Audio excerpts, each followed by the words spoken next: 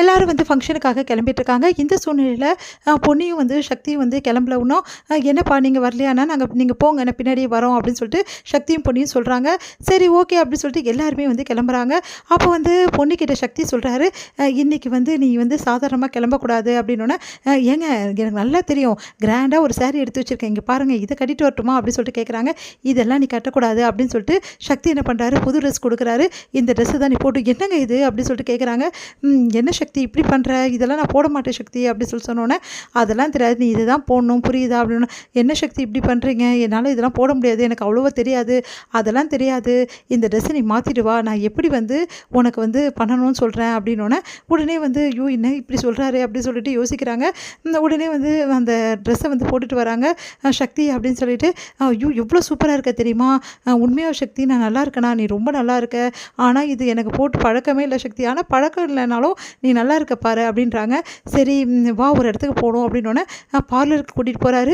"என்ன சக்தி இங்கே கூட்டிகிட்டு வந்திருக்கீங்க? ஏன் நான் கூட்டிகிட்டு வந்தேன்னு சொல்லிட்டு உனக்கு அப்புறம் தான் தெரியும். இங்கே பாருங்கள், நான் சொன்ன மாதிரி ஹேர் ஸ்டைல் பண்ணிவிடுங்க" அப்படின்றாங்க. அதே மாதிரி சூப்பராக வந்து பொன்னிக்கு வந்து ஹேர் ஸ்டைல் பண்ணி விட்றாங்க. அதை பார்த்துட்டு பொன்னி வந்து நானா இது அப்படின்னு பார்க்குறாங்க. மேக்கப்ஸ்லாம் அழகாக பண்ணி ஹேர் ஸ்டைல்லாம் மாற்றி ரொம்ப அழகாக வந்து பொன்னியை வந்து ரெடி பண்ணி கூட்டின்னு வராங்க. அதை பார்க்கும்போது சக்திக்கு சந்தோஷம் தாங்கவே முடியல. உடனே வந்து "பொன்னி நீயே உன்னை பாரு" அப்படின்னு சொல்லிட்டு கண்ணாடியில் காட்டுறாரு. "சக்தி இது நானா?" அப்படின்னோட "நீ தான்" அப்படின்னு சொல்கிறாங்க. என்னால் நம்பவே முடியல, இங்கே பாரு அதுக்கேற்ற மாதிரி ஸ்லிப்பர்ஸ் எல்லாமே போடணும், இப்படி இப்படி நடக்கணும், நான் சொல்லித்தரேன்னு சொல்லிட்டு ஒரு ஒரு விஷயம் பொன்னிக்கு வந்து அவ்வளோ அழகாக வந்து சொல்லித்தராரு சக்தி. அதெல்லாம் பார்த்த பொன்னி எல்லாத்தையுமே கற்றுக்குறாங்க. "இங்கே பாரு இதுக்கப்புறம் நம்ம டான்ஸ் ப்ராக்டிஸ் பண்ணுங்க." "என்னது டான்ஸா?" "ஆமாம், எப்படி ஆகணும் நான் சொல்லித்தரேன்" அப்படின்னு சொல்லிட்டு அதையும் ப்ராக்டிஸ் பண்ணுறாரு. அடுத்து வந்து இங்கே என்ன பண்ணுறாங்க, எல்லாருமே வந்து ஃபங்க்ஷனில் சக்தியும் பொன்னி ஏன் வரல அப்படின்னு சொல்லிட்டு எல்லாருமே கேட்குறாங்க. "அவள் எங்கே வர்றது, அவளே வந்து பட்டிக்காடு மாதிரி ஒரு புடவையை சுற்றின்னு வரப்போகிறா, அதுக்கு இவ்வளோ லேட்டு, அவெல்லாம் வந்துட்டாளுங்களா, இந்த மாதிரி பார்ட்டிக்கெலாம் அவெல்லாம் வந்ததே இல்லை" அப்படின்னு சொல்லிட்டு சொல்லிட்டு இருக்காங்க உஷா. இதெல்லாம் கேட்கும்போது வந்து எல்லாருமே வந்து யோசிக்கிறாங்க. கரெக்டாக வந்து பொன்னியும் சக்தியாக வந்துடுறாங்க.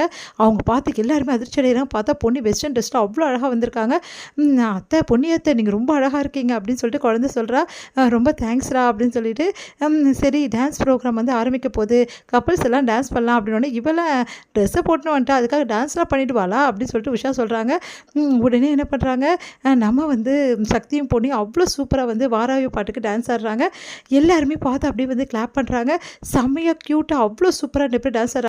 வந்து செம்ம டென்ஷனாக இருக்குது. எல்லாருமே வந்து பார்த்து ஆச்சரியப்படுறாங்க. இதோட முடியுது.